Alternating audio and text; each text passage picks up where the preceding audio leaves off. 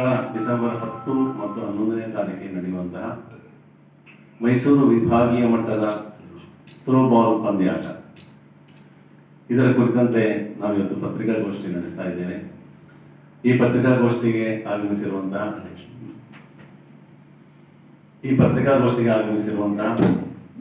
ಸುಳ್ಯ ತಾಲೂಕು ಕ್ಷೇತ್ರ ಶಿಕ್ಷಣಾಧಿಕಾರಿಗಳ ಕಚೇರಿಯ ದೈಹಿಕ ಶಿಕ್ಷಣ ಪರಿವೀಕ್ಷಣಾಧಿಕಾರಿಗಳಾದಂತಹ ಆಶಾ ಮೇಡಮ್ ಅವರಿದ್ದಾರೆ. ಹಾಗೆ ಜನಾರ್ದನ ಮಾಸ್ಟರ್ ಗಣಿತ ಕೇಂದ್ರ ಸುಳ್ಯ, ಇದರ ಅಧ್ಯಕ್ಷರಾದ ಶ್ರೀಯುತ ಎಂ ವಿ ಸದಾಶಿವರಿದ್ದಾರೆ. ನಮ್ಮ SDMC ಸರ್ಕಾರಿ ಪದವಿ ಪೂರ್ವ ಕಾಲೇಜು ಸುಳ್ಯ, ಇದರ ಸದಸ್ಯರಾದಂಥ ನಮ್ಮ ಕಬೀರ್ ಅವರಿದ್ದಾರೆ.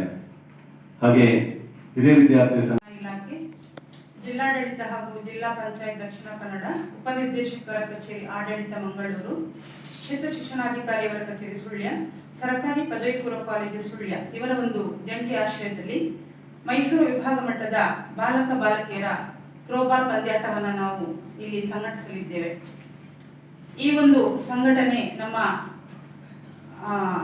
ಮೈಸೂರು ವಿಭಾಗದಿಂದ ಹೇಗೆ ನಮ್ಮ ರಾಜ್ಯ ಶಿಕ್ಷಣ ಇಲಾಖೆಯಿಂದ ನಮಗೆ ಈ ಒಂದು ಪಂದ್ಯಾಟವನ್ನ ಆಯೋಜನೆ ಮಾಡಲಿಕ್ಕೆ ಸಭೆಯಲ್ಲಿ ತಿಳಿಸಿದ ಹಾಗೆ ಅವರ ನಡಾವಳಿಯಂತೆ ನಾವು ನಮ್ಮ ಜಿಲ್ಲೆಗೆ ಒಂದು ಸದಾವಕಾಶ ಅಂತ ಹೇಳಿ ತಿಳ್ಕೊಳ್ತೇನೆ. ಅದು ಬಂದಿದೆ. ಅದು ಕೂಡ ನಮ್ಮ ಈ ಸುಳ್ಯ ತಾಲೂಕಿಗೆ ಒಂದು ಗ್ರಾಮೀಣ ಪ್ರದೇಶದಲ್ಲಿರುವಂತಹ ಒಂದು ತಾಲೂಕು, ಒಂದು ಸುಸಜ್ಜಿತವಾದಂತಹ ಒಂದು ಸರ್ಕಾರಿ ಪದವಿ ಪೂರ್ವ ಕಾಲೇಜು ಇವರಿಗೆ ನಾವು ವಹಿಸಿಕೊಟ್ಟಿದ್ದೇವೆ.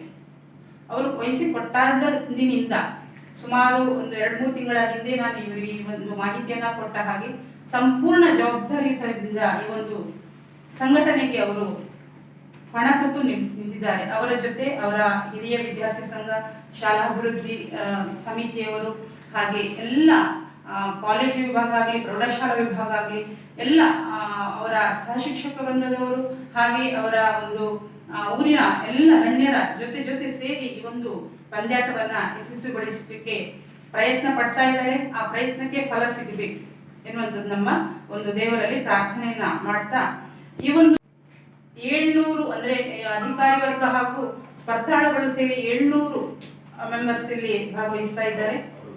ಹಾಗೆ ಪ್ರೌಢಶಾಲಾ ವಿಭಾಗದ ಬಾಲಕರು 8 ತಂಡ, ಬಾಲಕಿಯರ 8 ತಂಡ, ಹಾಗೆ ಪ್ರಾಥಮಿಕ ವಿಭಾಗದ 8 ತಂಡ, ಹಾಗೆ ಬಾಲಕಿಯರ 8 ತಂಡ, ಒಟ್ಟು 32 ತಂಡಗಳು ಭಾಗವಹಿಸ್ತಾ ಇದ್ದಾರೆ. ಹಾಗೆ ಅವರ ಜೊತೆಯಲ್ಲಿ ಕೋಚಸ್ ಹಾಗೆ ತಂಡದ ವ್ಯವಸ್ಥಾಪಕರು ಕೂಡ ಇದರಲ್ಲಿ ಭಾಗವಹಿಸುತ್ತಿದ್ದಾರೆ.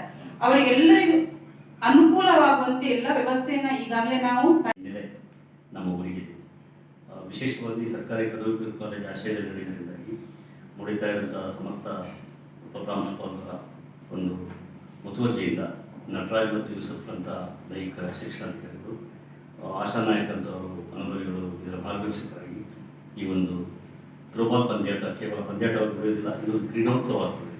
ಇದರ ಇಡೀ ರಾಜ್ಯದ ಬಹುತೇಕ ಭಾಗಗಳಿಂದ ಬರ್ತಾರೆ.